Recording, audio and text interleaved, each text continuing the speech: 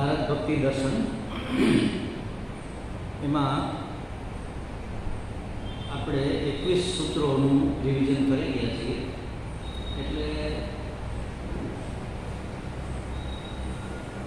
4-5 સૂત્રોનો પાઠ કરીએ પહેલાં, પછી એને સમજવાનો પ્રયત્ન કરીએ. 21મા સૂત્રથી 24મા સૂત્ર સુધીનો પાઠ કરીએ. પહેલાં હું બોલાવું છું, તમે બોલજો. યથા ગોપિકા નામ તત્રાપિ માહાત્મ્ય જ્ઞાન. ન ભૂલાઈ ગયો છે. તત્રાપિ ન માહાત્મ્ય જ્ઞાન વિસ્મૃત્ય પવાદ તદ્વિહીનં જરાણામિવ નાસ્ત્યેવ તસ્મિन् તત્સુખ સુખીત્વં. શું કહે છે? 4 સૂત્ર આપણે બોલ્યા, ત્યાં સુધીનું રિવિઝન પાછું આપણે આજે લેશું. શું કહે છે એમાં? યથા વ્રજ ગોપિકા નામ, જેવી રીતે વ્રજની ગોપીઓ પૂછે છે ને, નારદજી કહે છે કે ભાઈ અખંડ એક રસ સ્મૃતિ જળવાઈ રહેવી જોઈએ.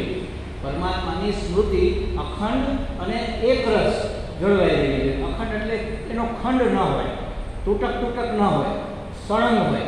અને એક રસ એટલે ક્યાંય ઘાટી ને ક્યાંય પાતળી એવી ન હોય. ક્યારેક યાદ આવે તો બહુ જ રામ રામ રામ રામ રામ રામ થવા માંડે, અને ક્યારેક ઢીલા પડી જાય રામ રામ. એવું નહીં, એક ધારી એક રસ, એક રસ કહેવાય. ક્યાંય ઘટ્ટ ન હોય અને ક્યાંય આછી ન હોય, એવી એક રસ અખંડ પરમાત્માની સ્મૃતિ જળવાઈ રહેવી જોઈએ.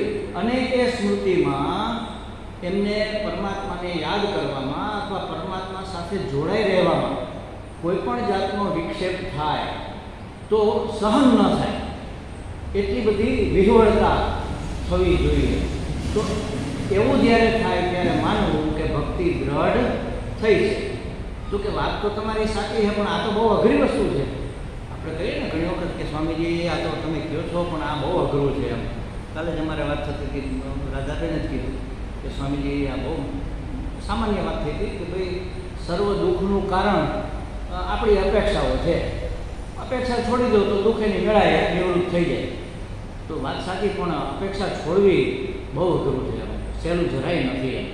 જ્યારે આપણને આવું લાગે ને ત્યારે મહાત્માઓ આપણને ઉદાહરણ આપી અને પ્રોત્સાહિત કરતા હોય કે ભાઈ તમે કહો છો કે ભાઈ અખંડ એક રસ પરમાત્માની સ્મૃતિ જળવાઈ રહેવી જોઈએ, એક છેડો એની સાથે જોડાયેલો રહેવો જોઈએ. તો આવું તો બહુ અશક્ય લાગે છે, કંઈ સહેલું નથી આ. તો કે છે ના ના થઈ શકે છે. ઉદાહરણ આપું તમને, આવું જગતમાં બનેલું છે. ક્યાં બનેલું છે? તો કહે છે કે યથા ગોપિકાનામ, ગોપીઓના જીવનમાં આવું બનેલું હતું. અખંડ એક રસ સ્મૃતિ એની જળવાઈ રહેતી, અને સહેજ પણ વિક્ષેપ થાય તો આકુળ વ્યાકુળ થઈ જતી. સહેજ એટલે ક્ષણ માટે પણ નહીં, અડધી ક્ષણ માટે, ક્ષણાર્ધ માટે પણ.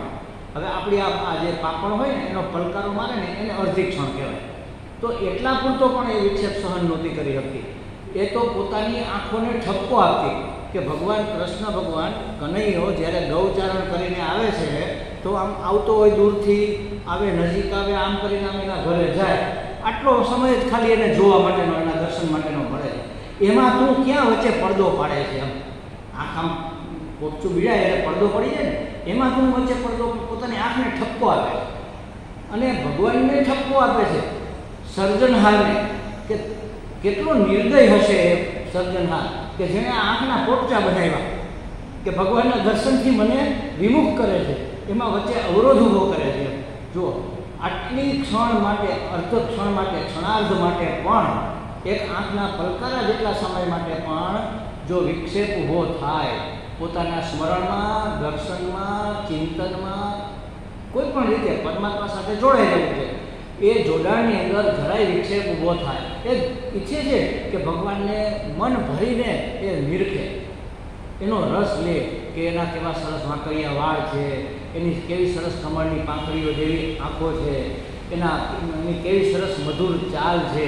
પેલી ગાયો ચરાવીને આવે છે તો પેલી ઉડે ને, રજ ઉડે, ગોરજ, એ એના વાળ ઉપર બધે ચોટી છે, અને પરસેવાના ટીપા આમ નીતરે છે. ચાલીને આવે છે તડકેથી, ગામમાં તો કંઈ ઘરે તો પંખા નીચે તો બેઠો નહોતો, પહાડમાંથી ગાયો ચરાવીને આવે છે, અને એ પરસેવાના રેલા આમ ઉતરે છે. એ રેલો આમ દેખાય, ધૂળવાળું મોઢું હોય, પછી રેલો ઉતરે શું થાય, લીટો થઈ ગયો લાગે, અને નીચે ટીપું. આ એટલું બધું એને સુંદર લાગે છે ગોપીઓને. આવું ભગવાનનું સૌંદર્ય ક્યારે નિરખવા મળે. પગમાં ઝીણી પાયલ માતાજીએ પહેરાવી છે, એટલે ઠુમક ઠુમક ઠુમક ચાલે છે, એનો અવાજ આવે છે મધુર મધુર, અને વચ્ચે વચ્ચે એમ લાગે મોજમાં છે તો થોડો બંસરી પણ વગાડે છે.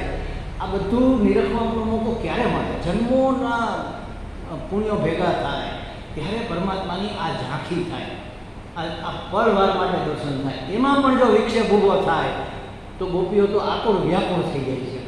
તો કહે છે કે હા, છે એવો એક રસ અખંડ પ્રેમ ગોપીઓનો હતો કૃષ્ણ માટે. ઉદાહરણ આપે છે.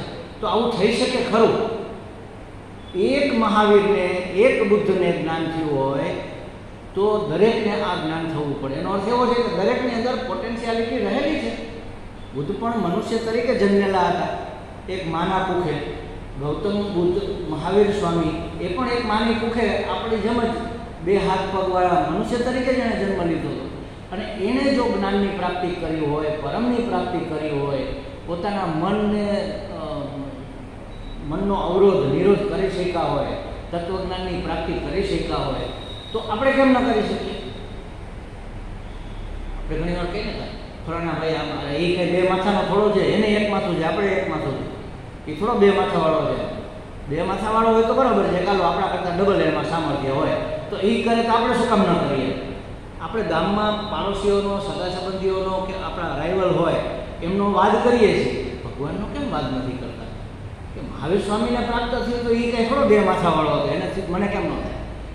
આવું ખરેખર આપણા મનમાં થવું જોઈએ. આ ઉદાહરણ છે, આપણને પ્રેરણા આપવા માટે મહાત્માઓ ઉદાહરણ આપતા હોય છે. તો અહીંયા કહે છે કે હા, આવો પ્રેમ ગોપીઓનો હતો. તો એને જો થઈ શકતું હોય, આવી પરિસ્થિતિ એના જીવનમાં આવી શકતી હોય કે અખંડ એક રસ ચિંતન જળવાઈ રહે પરમાત્મા સાથે, તો આપણે કેમ ન કરી શકીએ? દરેક કરી શકે. ગોપીઓ તો એક ગામડાની અભણ સ્ત્રીઓ હતી, સમજો. એના કરતાં તો આપણી લાયકાત ઘણી ઊંચી છે. આપણે તો સમજુ છીએ, ભણેલ ગણેલ છીએ, અને નાગરિક છીએ, નગરના રહેવાસી, એટલે થોડા વધારે સુસંસ્કૃત હોઈએ, સમજણ વધારે હોય. એને તો સમજણ નહોતી બિચારીઓને, અને એના ઉપર તો કેટલી જવાબદારી. અત્યારે આપણા ઉપર શું જવાબદારી? ઘરમાં બે તો નોકર કામ કરતા હોય, ઉઠીને ખાઈ પીને જલસા કરવા સિવાય આમ જોવો તો ખરેખર આપણે કંઈ કરવાનું નથી. અને માનો નોકર ન હોય તો ઘરકામમાં હોય શું આપણી પાસે? અને એ લોકોને તો કેટલું હતું, કારણ કે આખો એનો વ્યવસાય ગોપીઓ ઉપર નિર્ભર હતો. પુરુષો તો હતા બરાબર છે, ચાલો ઢોર ચરાવવા જાય, પશુપાલનનો વ્યવસાય બધાનો, એટલે બળદને, ગાયને, ભેંસને જે કાંઈ પશુઓ હોય, દૂધના ઢોર હોય એને સાચવે, બહારથી ચલાવીને લઈ આવે. પછી બધું જ એમને કરવાનું હતું. ખેડૂત હોય, મને ખબર છે એમના બહેનોને પુરુષ કરતાં ડબલ કામ હોય. પુરુષ તો સવારે જ ગયો, સાંજે આવી ગયો, પછી માથે ઓઢીને સૂઈ ગયો, ચોરે જઈને બેસી ગયો, એને પણ ચિંતા ન હોય. પુરુષને જ્યારે જવાનું હોય ખેતરે કે ગાયો ઢોરો ચરાવવા માટે, એની પહેલાં 1 કલાક પહેલાં બહેનોને ઉઠવું પડે. એના માટેનો નાસ્તો તૈયાર કરે, શિરામણ કહે, એનું શિરામણ તૈયાર કરે, અને એ બધું કરીને એને શિરાવા દે. એ વિદાય થાય પછી ગાયો જે હોય એને દોવે, અને ગાયોને દોયા પહેલાં એનું જે છાણ મૂત્ર રાતના જે થયું હોય એ બધું વાસીદું કરે, સાફ સફાઈ કરે, એને ઘાસ નાખે અને સાફ સફાઈ કરે, એને ખવડાવે, એને પાણી પીવડાવે, પછી એને દોવે, અને દોઈને પછી એને ધણમાં મોકલે. ધણ જતું હોય ને બધાને ચરાવવા માટે, એને મોકલે.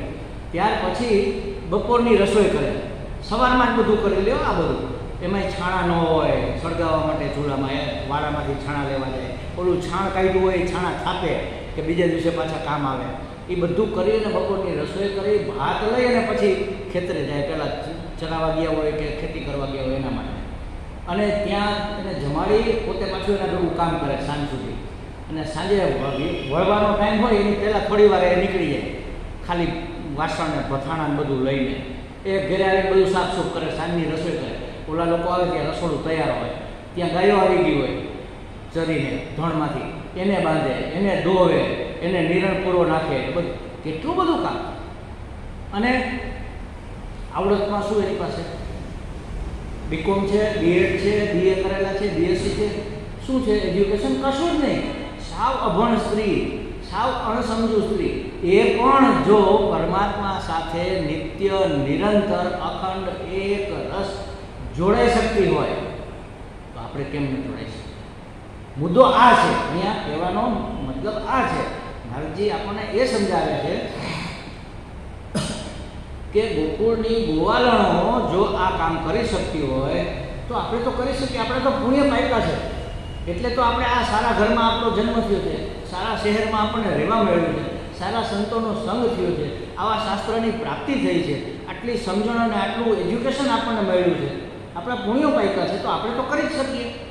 કહેવાનો અર્થ એ છે કે આપણને તો ઢાળ મળ્યો છે દોડવા માટે, તો દોડી શકાય. અને એ લોકોને તો ઢાળ નહીં, ચઢાણ મળ્યું હતું અને તોય દોડી. તમે વિચાર કરો, આપણને અહીંયા સમજાવવાની આ વસ્તુ છે. મુદ્દો આ છે. તો કહે છે કે ગોપીઓ તો ભણ હતી છતાં પણ કરી શકી, માટે આપણે પણ કરી શકીએ. તો કહે છે કે ગોપીઓનું કલ્યાણ થયું હતું, એમાં મને શંકા છે. કેમ શંકા છે ભાઈ? કે ગોપીઓને કંઈ ભગવાન છે એવું જ્ઞાન નહોતું, કે આ કનૈયો છે એ ભગવાન છે એવું જ્ઞાન તો નહોતું. તો જેના વિશે ભગવાન છે એવી ખબર જ નથી, તો એનું કલ્યાણ કેવી રીતે થાય? ન થાય ને, એનું કલ્યાણ કેવી રીતે થાય? તો કહે છે કે ના, એવું નથી હોતું. જો જેને જ્ઞાન હોય એનું તો દરેક સમયે કલ્યાણ થાય. એટલે કે જે જ્ઞાની હોય, ઈશ્વર વિશે, ટૂંકમાં જીવ વિશે, જગત વિશે, જગદીશ વિશે જે જાણતા હોય એ તો પોતાનું કલ્યાણ કરી લે. કારણ કે એને ખબર છે કે શું કરવું જોઈએ, શું ન કરવું જોઈએ. વિવેક એનામાં જાગૃત થઈ ગયો છે, એટલે વિષયો પાછળ દોડવાની એની દોડ બંધ થઈ ગઈ છે, અને પરમ લક્ષ્યની પ્રાપ્તિ માટેના પ્રયત્નો શરૂ થઈ ગયા છે. એટલે જ્ઞાનીનું તો સર્વકાળે કલ્યાણ થાય એ બરાબર, સમજા જેવી વાત છે. પણ અવતાર કાળનો અર્થ શું? તો પછી તો ભગવાન અવતાર શું કામ લે છે? અવતાર ન લીધો હોય ત્યારે જ્ઞાનીનું તો કલ્યાણ થાય જ.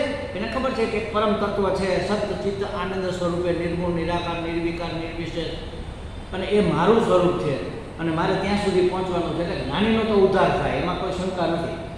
પણ ભગવાનને અવતાર શું કામ લેવો પડે? એ નિર્ગુણ, નિરાકાર, નિર્વિશેષ બ્રહ્મ ચૈતન્ય સગુણ સાકાર થઈને કોઈ માના પેટે શું કામે અવતરે છે?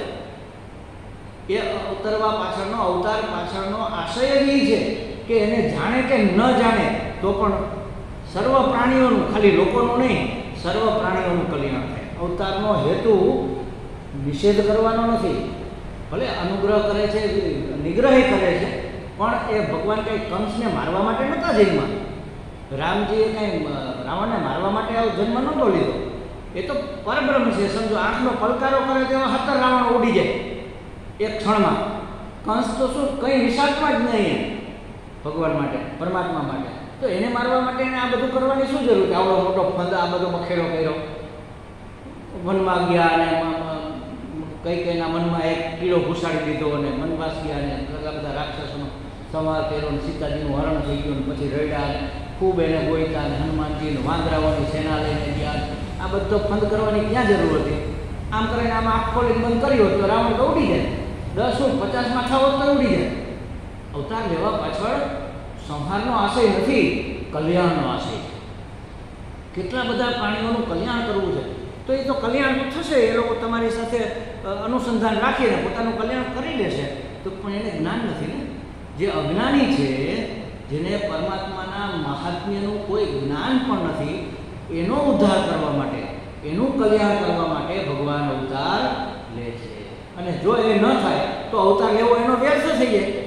એટલે ગોપીઓને આ ભગવાન છે કે નહીં એવું જ્ઞાન હોય કે ન હોય, એના કલ્યાણમાં કોઈ બાધા નથી. કારણ કે ઈશ્વરનો હેતુ જ એ છે, ઈશ્વરે પોતાને અવતાર ધારણ કરવાનો હેતુ જ એ છે કે એને માત્ર પ્રેમ કરે, એની સાથે એની વૃત્તિ જોડાઈ રહે. કેવી રીતે? પ્રેમથી જોડાય કે નફરતથી જોડાય, પણ સતત એનું અનુસંધાન રહે.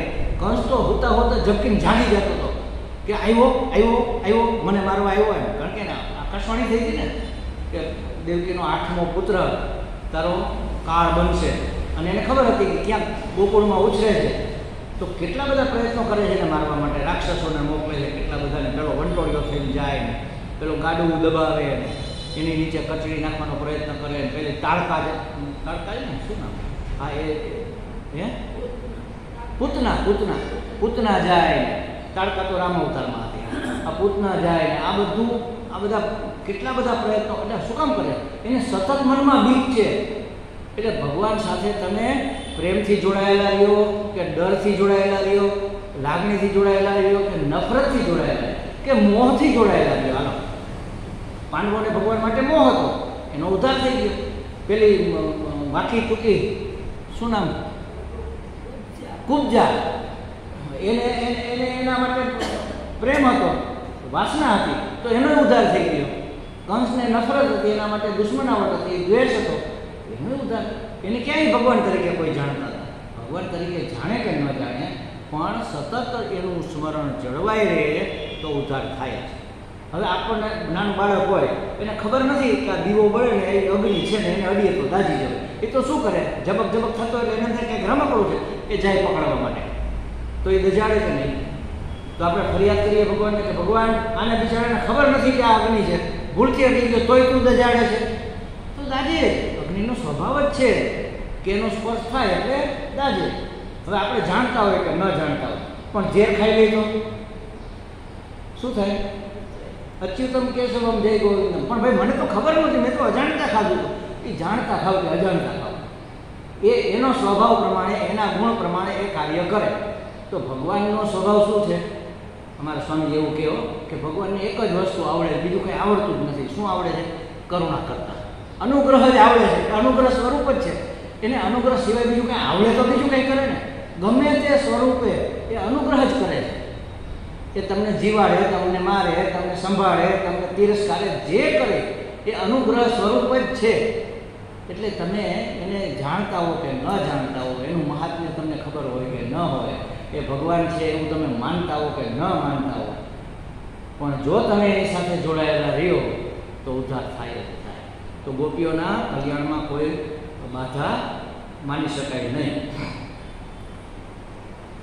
અને એટલા માટે આગળનું સૂત્ર નારદજી કહે છે, અને તેથી તત્રાપીના મહાત્મ્ય જ્ઞાન વિસ્મૃતિ અપવાદ ન છે એ વિસ્મૃતિની આગળ જતો હોય છે પહેલામાં.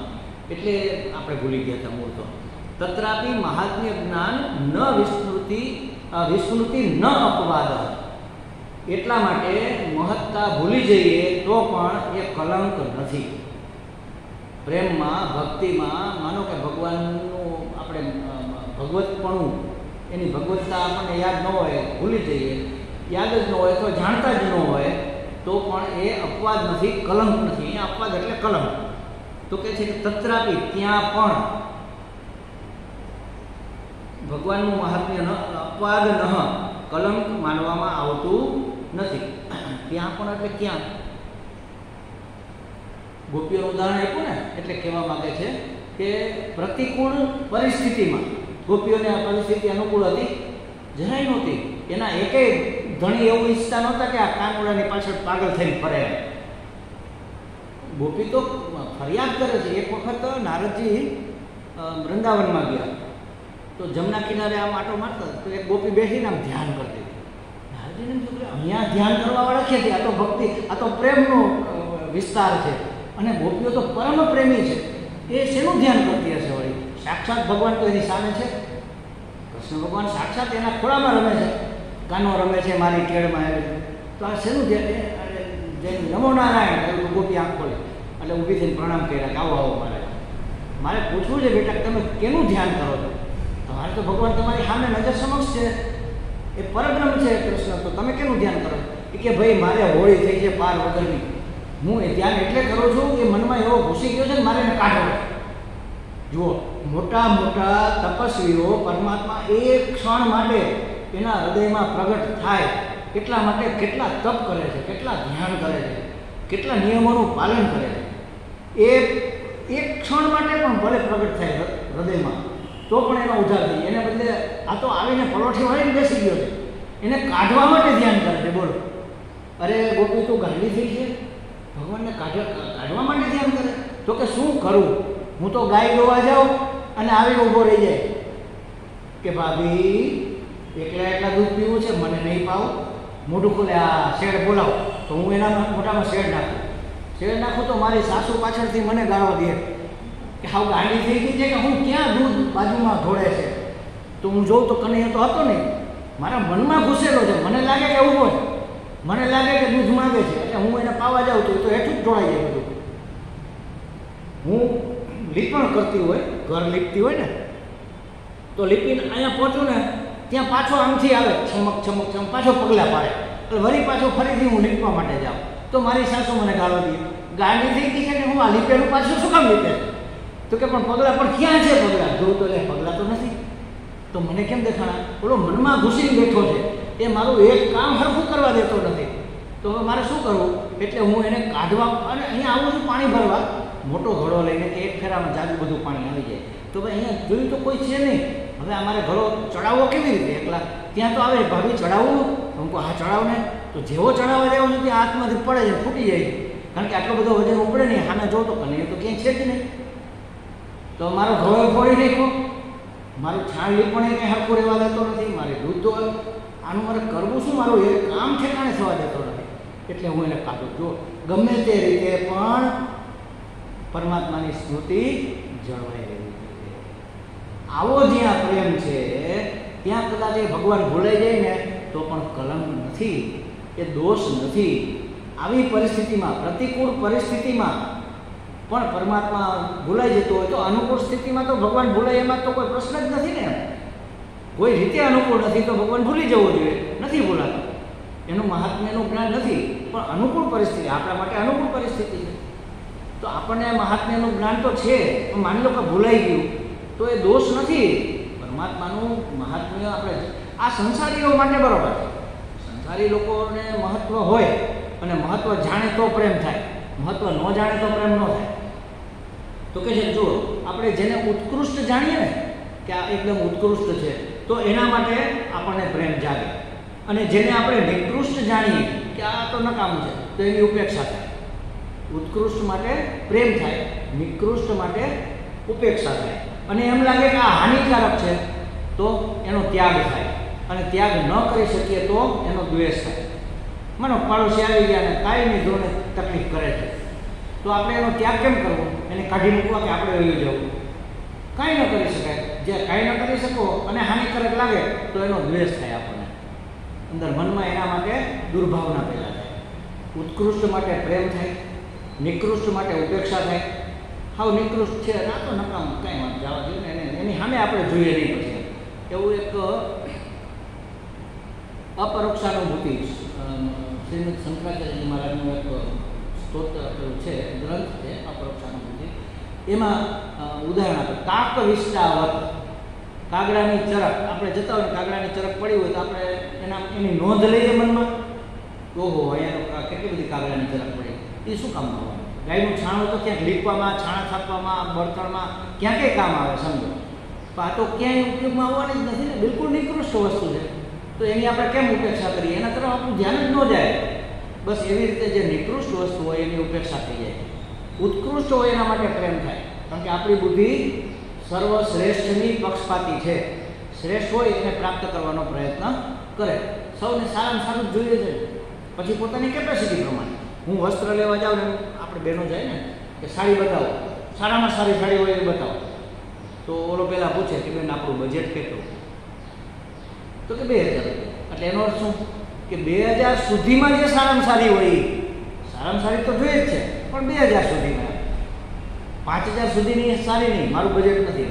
આપણી જેટલી કેપેસિટી છે એમાં પણ આપણે ઊંચામાં ઊંચી વસ્તુ લેવા માંગીએ છીએ. જુઓ, આપણે જાણતા હોય કે આપણો દીકરો કે આપણી દીકરી બહુ રૂપાળા નથી, માનો કદરૂપાઈ નથી પણ રૂપાળા નથી, સાંવળા છે, થોડોક આકાર દેખાવ બહુ સારો નથી, માની લો કદાચ જીભે જલાતી હોય, તોતરું બોલતા હોય, તો આપણે શું કહીએ કે અમને એક સારી દીકરો હોય, માનો સારી એક દીકરી બતાવો ને, આપણે મિત્રોને પાડોશીને સગાઓને કહીએ એક સારી દીકરી કોઈ વખત કહેજો ને અમારે આનું સપનું કરવું, કોઈ સારું કુટુંબ હોય. અરે ભાઈ, તારો તો છોકરો સારો છે જ નહીં જરાય, નથી દેખાવડો, નથી રૂપાળો, નથી સરખું બોલી શકતો, અને 12માં તો ફેલ થયો છે, તોય તમે સારાની અપેક્ષા કેમ રાખો છો? એનો અર્થ શું કે અમારા પ્રમાણમાં સારું હોય. પછી હાવ બાડી બોબડી તમે બતાવો તો એવી નહીં આવે, ભલે એ છે ચોતરું બોલતી છે તો હાલશે, બહુ વાઇટ ન હોય તો કાંઈ વાંધો નહીં, પણ જરા નાક નમૂનો સારો હોય, સ્વભાવ સારો હોય, ઘર સાચવે એવી દીકરી હોય તો બતાવો. સારામાં સારી એટલે આપણા પ્રમાણમાં સારી. જો આપણી બુદ્ધિ પોતાને જાણે છે, એટલે પોતાને જાણે છે એમાં એના કરતાં વધુ સારું પ્રાપ્ત કરવાનો હંમેશા પ્રયત્ન કરે. એટલે ઉત્કૃષ્ટ માટે આપણને પ્રેમ હોય જ, થાય નહીં, હોય જ હંમેશા. અને જે નિકૃષ્ટ હોય આપણે જાણતા જ હોય ને, આપણા પાડોશમાં 3 ઘર મૂકીને ચોથા ઘરે દીકરી છે જ, પણ આપણે જાણીએ છીએ કે બહુ કામની નથી, કામચોર છે, ભણતી નથી, કાંઈ કરતી નથી, આખો દિનના મમ્મીયારે બાજે રાખે છે, તો એ નિકૃષ્ટ છે. આપણે એની ઉપેક્ષા એના માટે વાત જ ન હલાવીએ. કોઈ વાત કરે તો સાંભળીએ નહીં. ના કોઈ બતાવજો ને, એ તો ઠીક છે, હવે એ તો દીકરી જોઈ છે, એમાં કંઈક સારું બતાવવું, એની ઉપેક્ષા કરીએ. જો ઉત્કૃષ્ટની અપેક્ષા રાખીએ, નિકૃષ્ટની ઉપેક્ષા કરીએ, અને જે નુકસાનકારક હોય, ફાયદાકારક ન હોય, જે બાધારૂપ હોય, તો એનો આપણે ત્યાગ કરીએ અને છોડી દઈએ. અને છૂટે એમ ન હોય, આપણા સામર્થ્યની બહાર હોય, તો એના પ્રત્યે આપણને દ્વેષ જાગે. પણ આ બધી વસ્તુઓ ક્યાં છે? સંસારમાં. ભગવાન માટે આ કશું જ નથી, કારણ કે એ તો સર્વોત્કૃષ્ટ છે, એમાં નિકૃષ્ટનો કે વાંધાકારકનો તો પ્રશ્ન જ નથી આવતો. તો કહે છે કે આ બધું આ છે, આ સંસારી લોકો માટે છે. હવે જો ઉદાહરણ લઈએ આપણે, માનો શિવલિંગ છે કે શાલિગ્રામ છે, એમાં શું રૂપ છે? એમાં કાંઈ રૂપ છે ખરું? કાળો પથ્થર છે. શિવલિંગ એટલે કાળો પથ્થર છે, શાલિગ્રામ એટલે કાળો પથ્થર છે, એક પિંડલી છે ખાલી. પણ એના મહાત્મ્યની આપણને ખબર છે. આ શિવલિંગ એટલે સાક્ષાત શિવજી છે, આ શાલિગ્રામ એટલે સાક્ષાત નારાયણ છે. એટલે આપણને એના માટે કેટલો પ્રેમ છે. માનો શાલિગ્રામ અહીંયા મંદિર હોય ને પડ્યો એટલે આપણે આમ સ્પર્શ કરીને પ્રણામ કરવા જઈએ, અને હાથથી આમ જરાક હલી જાય, આમ ખસી જાય કે રડી જાય, આપણને ધ્રાસકો પડી જાય, લઈને તરત પાછો સરખો મૂકી, ભગવાન માફ કરજે, મારી બેદરકારીથી આવું નહીં. ભગવાનને આપણે ગણપતિની મૂર્તિ હોય નવડાવતા હોય, હાથમાંથી પડી જાય તો ધ્રાસકો પડે ને, આપણે હાય ભગવાન પડી ગયા, મૂર્તિ પડી ગઈ એવું નથી લાગતું. એનું મહાત્મ્ય આપણને ખબર છે. જો એટલે રૂપાળા નથી શિવલિંગ, રૂપાળા નથી શાલિગ્રામજી, પણ આપણને એના મહત્ત્વની ખબર છે, એનું જ્ઞાન છે, એટલે પ્રેમ છે. મંદિર તો શેરીએ હોય, પણ ખબર પડે કે આ મંદિરમાં તો આ મહાત્મા, મોટા મહાત્મા થઈ ગયા. અહીંયા રામદાસ સ્વામી હતા, એમની સમાધિ, તો આપણને આના માટે કંઈક વિશેષ પ્રેમ જાગે ને. કોઈ મહાત્મા એ સેવિત સ્થાન હોય તો એના માટે આપણને એનું જ્ઞાન જો આપણને હોય, ખબર પડે કે અહીંયા તો આ મહાત્મા થઈ ગયા, તો એના માટે તરત આપણા મનમાં પ્રેમ, ભક્તિ વધી જાય. પછી ખબર પડે કે આ પ્રાણ પ્રતિષ્ઠિત મૂર્તિ છે, બહુ મોટો કાર્યક્રમ કરીને અહીંયા પ્રાણ પ્રતિષ્ઠા કરવામાં આવી છે. સામાન્ય મંદિર અને પ્રાણ પ્રતિષ્ઠિત મંદિરમાં આપણને વધારે પ્રેમ હોય. ખબર પડે કે આ તો સ્વયંભૂ છે, આ શિવલિંગથી એની મેળાએ જમીનમાંથી નીકળેલું છે, સ્વયંભૂ છે, તો ઓર પ્રેમ વધી જાય. જો જેમ જેમ એની મહત્તાનું આપણને જ્ઞાન થાય, એમ એના માટેની ભક્તિ વધતી જાય, એના માટેનો પ્રેમ આપણો વધી જાય. મહાન પુરુષો દ્વારા સેવિત સ્થાન હોય, કે પછી પ્રાણ પ્રતિષ્ઠિત વિગ્રહ હોય કે સ્વયંભૂ લિંગ હોય કે સ્વયંભૂ ભગવાન હોય, મૂર્તિ પણ સ્વયંભૂ ઘણી વાર હોય, અંદરથી નીકળતી હોય તો વધી જાય. પણ પ્રેમનો એક સ્વભાવ શું છે કે પ્રેમ વધે ને એટલે મહાત્મ્ય ભૂલાઈ જાય. જેમ પ્રેમ વધે ને એમ એની મહત્તા ભૂલાઈ જાય. એક પુરુષ, એક માનો કે રાવણ અને મંદોદરી એ બે છે, એને કંઈ પરિચય નહોતો, એકબીજાને ઘેરે હતા. પછી ખબર પડી કે આ રાવણનું માગું આવ્યું છે, માની લો, આપણે માનીએ એ જમાનામાં જઈને એવી કલ્પના કરીએ કે માગું આવ્યું છે. મંદોદરીની વાત કરે છે કે આ રાવણનું માગું આવ્યું. કોણ રાવણ? તો કે આ લંકાપતિ છે, 10 માથા છે, આટલો શક્તિશાળી છે, શિવજીનો પરમ ભક્ત છે. એના મહાત્મ્ય વિશે એને જાણ થઈ અને એવો ભયંકર છે કે જગતમાં કોઈ એનો સામનો કરી નથી. 9 ગ્રહને તો એને ખાટલાને પાયે બાંધી નાખ્યા છે. પવન આવીને એની હંજવારી વારી જાય છે. સવારમાં ઉઠે એટલે વેદ ઘોષ સાંભળવાના હોય, આપણે મંત્રોચ્ચાર સાંભળીએ તો બ્રહ્માજી એને મંત્રો સંભળાવવા માટે આવે છે. એને ડ્યુટીમાં લગાવેલા, દરરોજ આવવાનું, મંત્રોચ્ચાર કરવાના. અને કીર્તન કરવા માટે નારદજી અને તુમરુ બે આવે છે, તંબુરો વગાડીને કીર્તન કરે છે. બધા દેવો એને ત્યાં નોકર તરીકે કામ કરે. આવો મોટો મંદોદરીનું કામ થઈ ગયું, ભારે કરે. આવા મોટા માણસ સાથે મારી જીવન યાત્રા થશે, કેટલું બધું મહત્વ હોય ને. એટલે ધીમે ધીમે એના માટે પ્રેમ જાગે, પછી લગ્ન થાય, પ્રેમ વધે, અત્યંત વધે. પછી પેલું મહત્વ યાદ રહે. નહીંતર પેલી પાસે ન જાય ને, આટલા મોટા માણસને કેમ જવું? હાથ છોડીને આમ છેટી જ ઊભી રહે, પાસે જ ન જાય.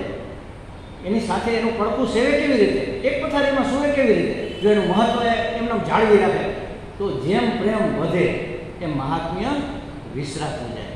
ભગવાન માટે જેમ પ્રેમ વધતો જાય એમ પછી એના મહત્વને જાણવાની જરૂર નથી, પછી પ્રેમ મહત્વનો થઈ જાય.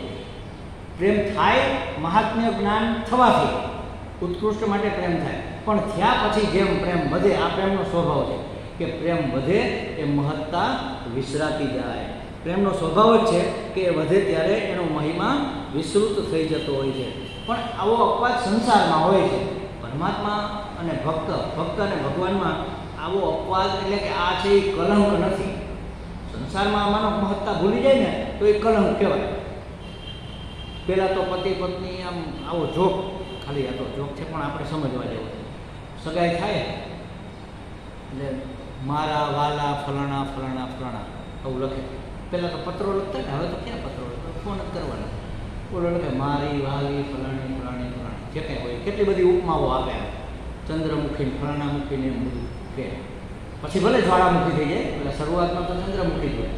એટલે એ બધું થાય પછી લગ્ન થાય.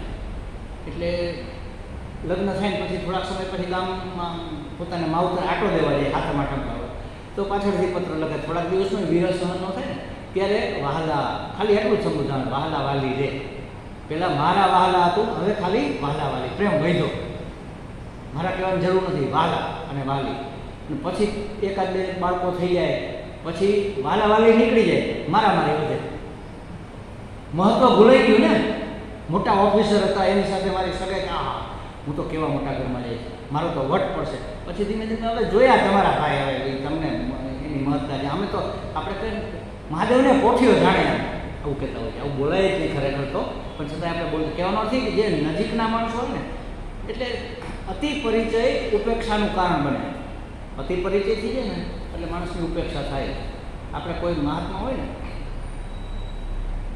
તો વાત નીકળી એટલે તમને કહું કે કોઈ પણ સંતના તમે સંપર્કમાં આવો ને, જેમ જેમ એની નજીક જાઓ ને એમ તમને એના છિદ્રો દેખાય, એના દોષ દેખાય. ન હોય તો તમને દોષ લાગે. કારણ કે તમે એક માનવ બુદ્ધિમાં, એક મનુષ્ય શરીરમાં પોતાને હું માનો છો, એટલે તમે પોતાની જાતને જે માનો છો એ જ તમે મહાત્માને માનવાના.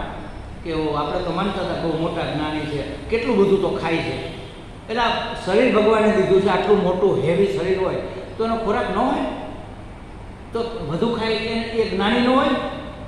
એનું જ્ઞાન આ ખોરાકના આધારે ટકેલું છે. પણ આપણે એવું નથી, કારણ કે આપણે તો શરીરમાં છીએ ને. આપણે તો એવું માનીએ કે એક જ ટાઈમ જમતા હોય એ તો વધારે મહાન છે. દૂધાહારી બાબા, ફલાહારી બાબા. ફલાહાર કરે એટલે બહુ મોટો મહાત્મા થઈ ગયો એવું ક્યાં લખેલું છે? ખાલી ફળાહાર કરતો હોય તો એ નિકૃષ્ટ સ્વભાવના હોય એવું બને. એના મનની અંદર વિકારો હોય, એને જ્ઞાન પ્રાપ્ત ન પણ થયું હોય. પણ જેમ નિકટ આવીએ ને એમ અતિ પરિચય ઉપેક્ષાનું કારણ બને. પણ કોઈક મહાત્મા આપણને એવા મળે, અને જો આપણી થોડીક સ્થિતિ સારી હોય ને તો આપણે એને ઓળખી શકીએ. હું મારી વાત કરું, હમણાં 2 દિવસ પરમ દિવસે જ હું રાધાબેનને વાત કરતો હતો કે અમારા ગુરુજી સ્વામી વિદિતાત્માજી મારા, જેમ એના પરિચયમાં હું આવતો જાઉં છું ને, જેમ ઊંડો ઉતરું છું ને એમ અહોભાવ વધતો જાય.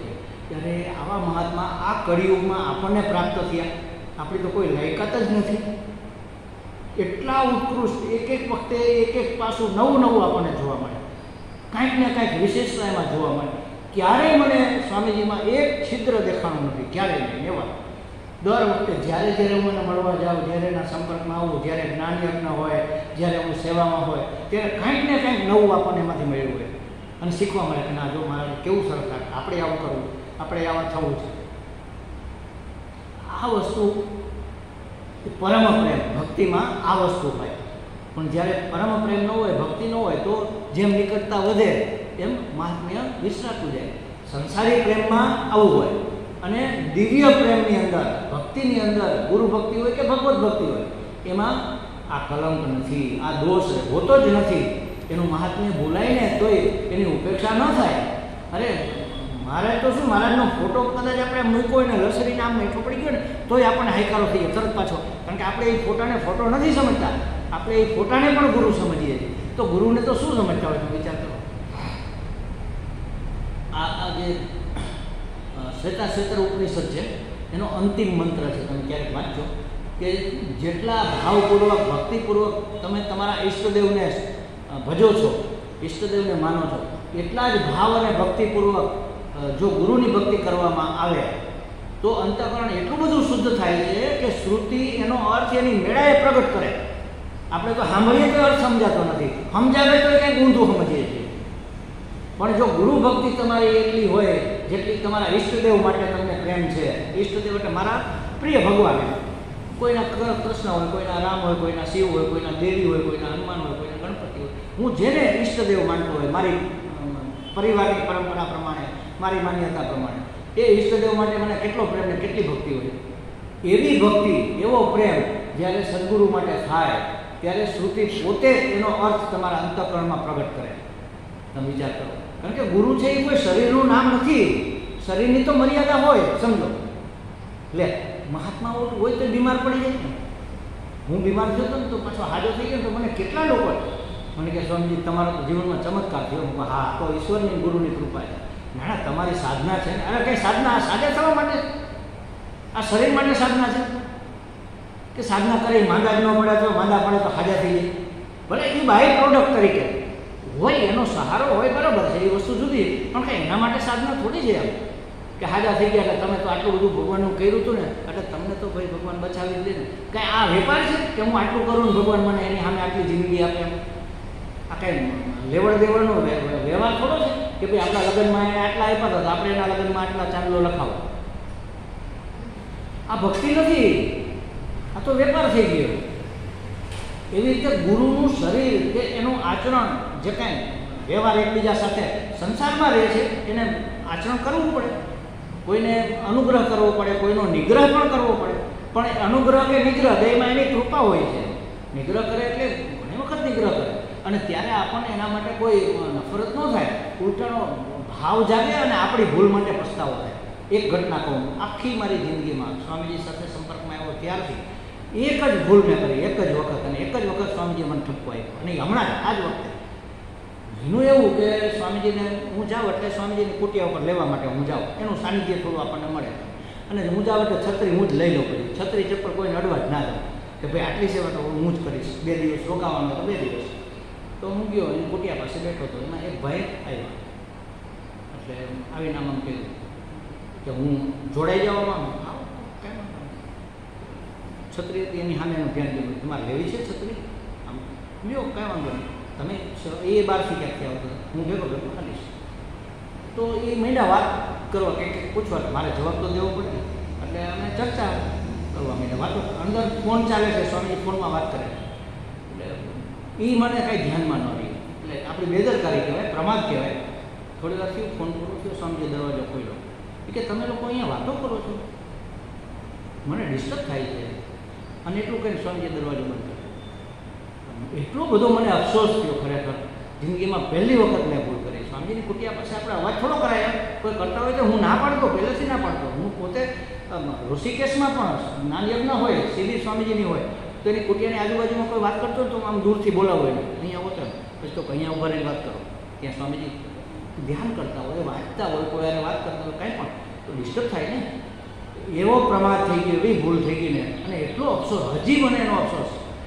મને એવો આપણને એવો વિચાર ન આવે કે આટલામાં જ ગુરુજી મને ધકી નાખ્યું, આવી તકે હોતા હશે. એ તો મૂર્ખાઈ જ કહેવાય ને, આપણી મૂર્ખાઈ જ છે. આપણું ધ્યાન દોર્યું છે એટલે એ નિગ્રહ. જો અનુગ્રહ કરે કે નિગ્રહ કરે એ માત્ર એની કૃપા જ છે. મારી અંદરની સાફ સફાઈ કરવા માટે, આપણે બહુ વાચાળ હોય, વાતચીત કરવા માટે બહુ આપણને રસ હોય, રુચિ હોય, એને ઓછી કરવા માટે આ નિગ્રહ છે. શું બોલ કરવાનું છે ભલા માણસ જીવનમાં? કંઈક તો મૌન રહ્યો, કંઈક તો ચૂપ રહેતા શીખો. એમ કંઈક અંદર ઉતરીને જુઓ તો ખરા, બાર જ બધું કરવાનું છે. તો કહે છે કે આ સંસારનો પ્રેમ છે ને એ ભલે ગમે હોય, પણ આ દિવ્ય પ્રેમમાં તો અનુગ્રહ જ અનુગ્રહ હોય, એમાં કોઈ કલંક હોય નહીં. એમાં પણ આ કલંક નથી. ના હોય કે ન હોય એ કલંક નથી. તો નારદજી કહે છે કે પણ એના પ્રભાવનું વિસ્મરણ થઈ જાય તો એને વ્યભિચાર ન કહેવાય. કારણ કે મને એના જ્ઞાન, એના મહાત્મ્યની ખબર નથી અને હું એને પ્રાપ્ત કરવાનો પ્રયત્ન કરું તો શેના માટે કરું? માનો કે હું સિનેમા જોવા જાઉં, આપણે સિનેમા જોવા જઈએ તો આપણે એ સિનેમામાંથી શું ઉપદેશ છે એ એટલા માટે ગયા છીએ, એટલા માટે જઈએ છીએ કે આ શું સંદેશો આપવા માગે છે એ આપણા જીવનમાં ઉતારીએ, એટલા માટે જાય છે.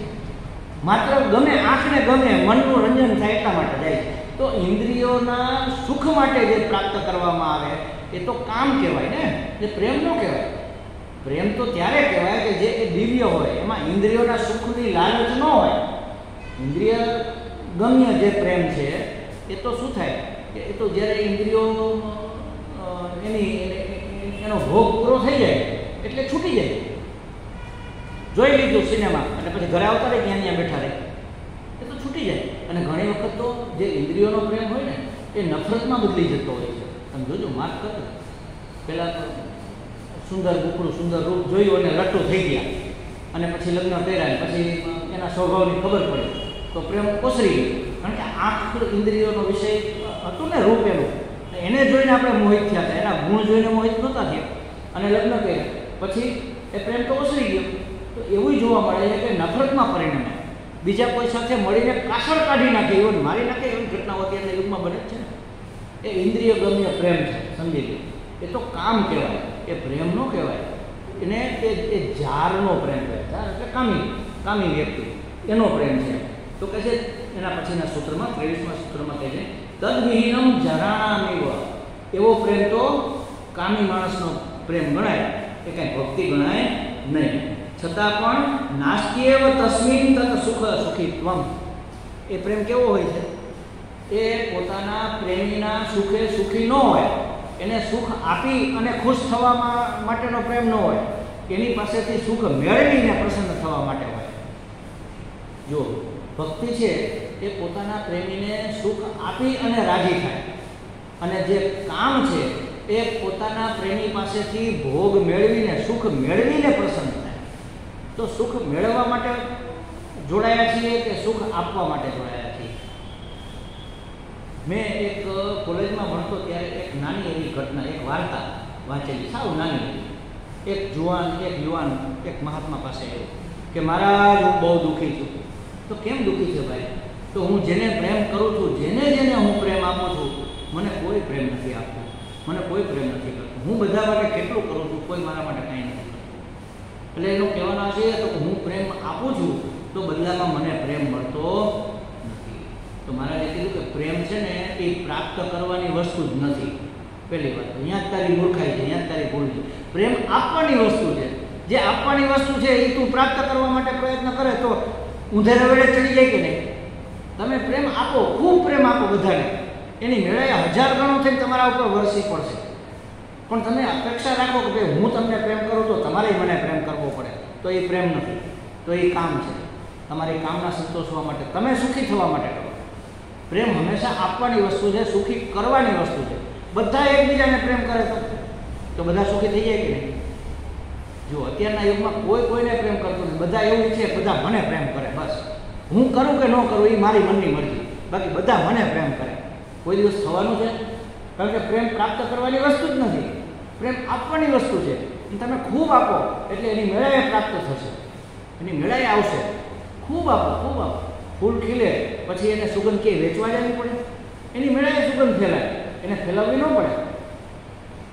એ ફેંકે છે બહાર, સુગંધને પ્રસરાવે છે એટલે બધું સુગંધિત થઈ જાય.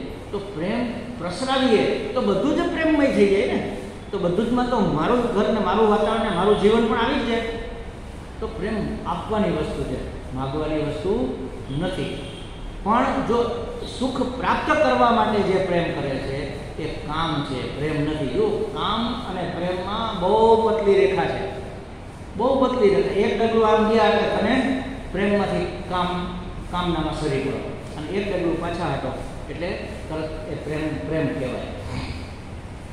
આસક્તિ ક્યારે કહેવાય? જો આસક્તિ અને પ્રેમમાં કેટલો ફેર. કામ એટલે આસક્તિ જાતની. કોઈના વગર મારે ન ચાલે, કોઈની ગેરહાજરી મને ચાલે, કોઈની ગેરહાજરીથી મારું રૂટીન ડિસ્ટર્બ થાય તો સમજી લેવું કે કામ છે. કોઈ હોય કે ન હોય, હું મોજમાં રહું અને આવે તો વધુ મોજમાં રહું. ઘણી વખત શું છે, આપણા વડીલો આપણને એવા સૂત્રો આપતા હોય. આ જેમ પાનબાઈને હતા ને એના ભજનોમાં એ ક્યાં ભણવા ગયા હતા, પણ કેવા સરસ વેદાંતના રહસ્યો અને ખુલ્લા કર્યા છે. તો મારા મધર નાનપણમાં મને યાદ છે, એ કહેતા કે આવે તો તાના માના, ન આવે તો છાના માના, શું ચિંતા કરવાની. આ પ્રેમનો સ્વભાવ છે. પ્રેમ પ્રાપ્ત થાય તો મજા આવી ગઈ, નથી આવતો તો કોઈ મજા જ છે. આપણે તો આપવાનો જ છે ને, આપણે આપવાનો જ છે. બસ પ્રેમ આપવાની વસ્તુ છે, પ્રાપ્ત કરવાની એ મનવે વસ્તુ છે, સમજી લે. પછી બીજા તમને આપશે. તમારે માગવાની વસ્તુ નથી, આ અપેક્ષા રાખવાની વસ્તુ નથી. આ તો કે એને આપણે કામ ન કહી શકાય. શું કામે? કારણ કે નાસ્તિએવ તસ્મિન તત્ સુખ સુખિત્વ તત્ વિહીનમ, એટલે તે મહાત્મ્ય જ્ઞાન વિનાનો પ્રેમ જારાણામ એવ, કામી લોકોનો, જાર લોકોનો પ્રેમ હોય એવો ગણવો જોઈએ. આવા પ્રેમની પૂર્તિ થઈ જાય ને, આવા કામની પૂર્તિ થાય ને તો એ પ્રેમ દ્વેષમાં પરિણમે. કાસળ કાઢીને કોઈને આપણે વાત ન કરીએ ને એ ઉલટાનો દ્વેષ થઈ જાય. તો એ કામ પ્રેમીને આપીને પ્રસન્ન થવા માટેનો નથી હોતો, પ્રેમી પાસેથી સુખ મેળવી અને રાજી થવા માટેનો હોય છે. તત્ સુખે સુખિત્વ ન, એના સુખે સુખિત્વ એમાં હોતું નથી. અને સાચો પ્રેમ હોય તો એના સુખે સુખિત્વ હોય છે. ભાગવતમાં જ કદાચ એક ઉદાહરણ આવે છે કે કદાચ કોઈ ભક્તિના કોઈ ગ્રંથમાં હશે, મને બહુ યાદ નથી. એક વખત નારદજી કૃષ્ણ ભગવાન દ્વારકાજીમાં, જોજો આપણે દ્વારકા બોલીએ છીએ ને, આપણે ભૂલ કરીએ છીએ, દોષ કરીએ છીએ. દ્વારકાજી બોલવું જોઈએ, જગન્નાથજી બોલવું જોઈએ, પછી ડાકોરજી બોલવું જોઈએ. કારણ કે એ ધામ છે ને, એ ધામ સાક્ષાત ભગવાનનું સ્વરૂપ છે. એટલે મારું ક્યાંય લખેલું હશે ને તો તમે બોલવામાં તો ભલે આપણે ભગવાન બોલીએ, પણ લખેલું હોય ને ખબર નથી, હું ભગવાન લખી જ નથી શકતો, શ્રી ભગવાન જ લખવું પડે. આગળ શ્રી લાગી જ જાય, કારણ કે એ શ્રીમદ છે, ભગવાન છે. દ્વારકાજી, ડાકોરજી, યમુનાજી, ગંગાજી. ગંગા નદી કહેવામાં આપણી જીભ જ ન ઉપડે, સરિતા કહેવું જોઈએ ને. સંસરણમ સરે છે એટલે સરિતા. ગંગાજી સરિતા, નર્મદાજી સરિતા, એ સરિતા છે. એટલે એમાં જી થોડુંક તો આપણને અંદર એના માટે લાગણી, ભાવ, માન હોવું જોઈએ. તો દ્વારકાજીમાં એકવાર નારદજી કૃષ્ણ ભગવાનને મળ્યા અને વાતે કૃષ્ણ ભગવાન એમ કે કરે, ગોપીઓની તો વાત જ નથી, ગોપીઓનો પ્રેમ તો આવો, હું તો વૃંદાવનમાં આમ કરતો, ગોપીઓ મારા માટે.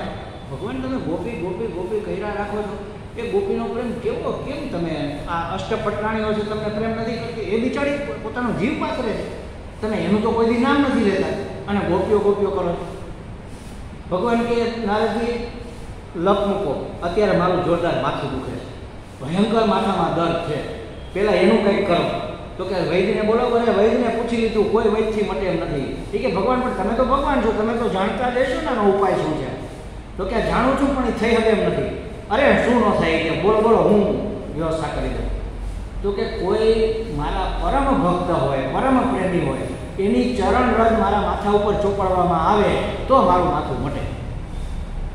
હવે ભગવાનની ચરણરજ આપણે ચડાવવાની હોય, આપણી ચરણરજ ભગવાનને ચડાવે અને ચડાવે શું થાય?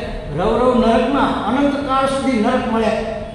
આખે ગોપીઓ પટરાણીઓને પૂછ્યું, નારજી કે લાવો હમણાં હું રૂક્ષ્મણી પાસે જઈને ચરણરજ લઈ આવું. એમાં શું હોય ભલા માણસ? તો ગયા રૂક્ષ્મણીજી પાસે. તો ભગવાનને માથું દુખે છે પણ આ એનો ઉપાય છે. અરે કેમ? હું મારી ચરણરજ ભગવાનના માથા ઉપર શું વાત કરો છો યાર? હોય કાંઈ સત્યભામા અને ફલાણા બધી આઠે આઠ પટરાણીઓએ ના પાડી દીધી ને અમે ચરણ ભગવાનનું માથું દબાવી દઈએ, તમે કયોય દવા કરીએ, દવા દારૂ કરીએ, એના માટે જાગરણ ઉજાગરા કરીએ, અમારો જીવ આપી દેવા અમે તૈયાર છીએ, પણ ચરણ રચને. કારણ કે રવરવ નરકમાં કેટલા સમય સુધી નરકમાં જવું પડે. એટલે આવ્યા નારજી તો વિલે મોઢે ભગવાન પાસે કે ભગવાન આવું તો કોઈ શક્ય નથી. તો એક કામ કરો, ટ્રાય કરો, જરા વ્રજમાં જાઓ ને, કોઈ ગોપી કદાચ તૈયાર થઈ જાય. કારણ કે એને તો જાદી અકલ નથી, બિચારી અબૂધ છે, એ આપીએ દઈએ. અને નારદજી ગયા અને વાત કરી. ઓલા પૂછું, એટલે આવો આવો નારદજી શું સમાચાર છે, ભગવાન શું કરે છે? તો કે એ બધું પછી ભગવાનને તો બહુ જ માથું દુખે અને ધ્રાસકો પડી ગયો ગોપીને. અરે મારા પ્રાણનાથનું માથું દુખે છે, તો ઉપાય કરો ને, તમારે તો રાજ વહી હોય, મોકલો અહીંથી, હું આવું લઈને ભેગી. તો કે ના, પણ એનો ઉપાય આવો છે, એની ચરણરજ કોઈ આપે તો કે લઈ જાઓ, અમારી ચરણરજ જોઈએ, પણ તમને ખબર નથી રવ રવ નરકમાં પડવું પડે ચરણરજ ભગવાનના માથે અડે એટલે. અરે અનંત અનંત અનંત કાળ સુધી ભલે અમે નરકમાં ખદબદીએ, અમને મંજૂર છે, પણ ભગવાનનું માથું પહેલાં હટાડો. જેટલી જોઈએ એટલી રજ લઈ જાઓ, ઝટ જાઓ અને પહેલાં ઉપચાર કરો, પછી બીજી વાત કરશું, ભલે અમારે નરકમાં જવું પડે. જો આનું નામ પ્રેમ છે. ખ્યાલ આવ્યો? તત્ સુખે સુખીત્વમ.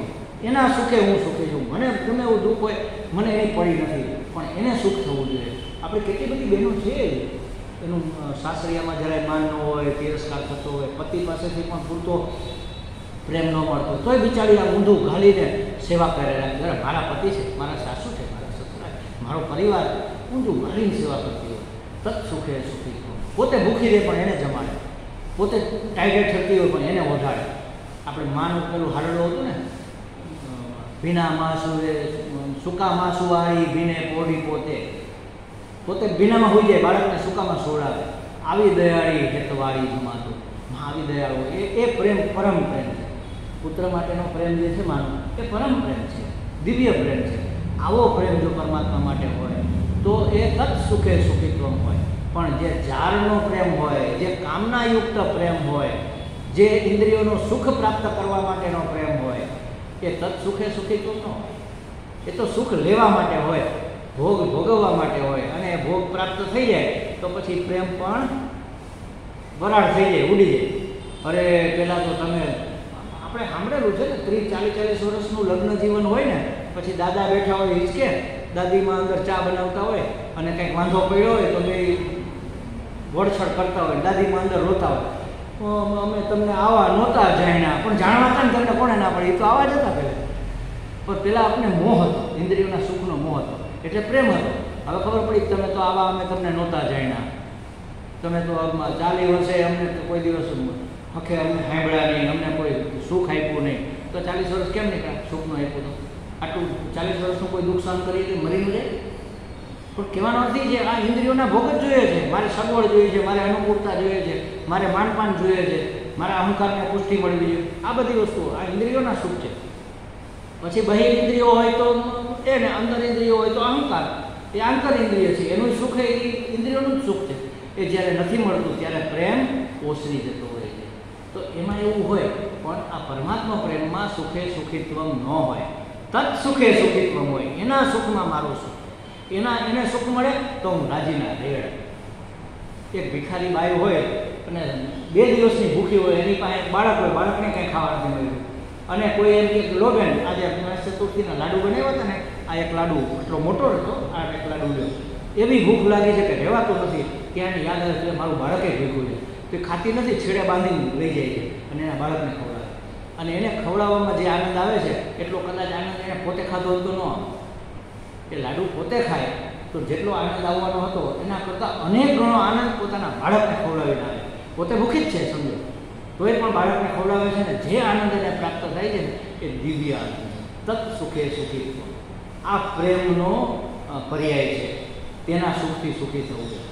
અને મારા સુખ માટે હું એનો ઉપયોગ કરું, એ તો સાંસારિક પ્રેમ છે કે જારાણામ, એ કામી પુરુષનો, કામી વ્યક્તિઓનો પ્રેમ ગણાય, એ પરમ પ્રેમ નથી. આના વિશેની આગળની વાત આપણે સાંજે કરીશું. ઓમ પૂર્ણમદ પૂર્ણમિદં પૂર્ણાત પૂર્ણમુદચ્યતે પૂર્ણસ્ય પૂર્ણમાદાય પૂર્ણમેવાવશિષ્યતે. ઓમ શાંતિ શાંતિ શાંતિ. હરિ ઓમ શ્રી ગુરુભ્યો નમઃ. હરિ ઓમ.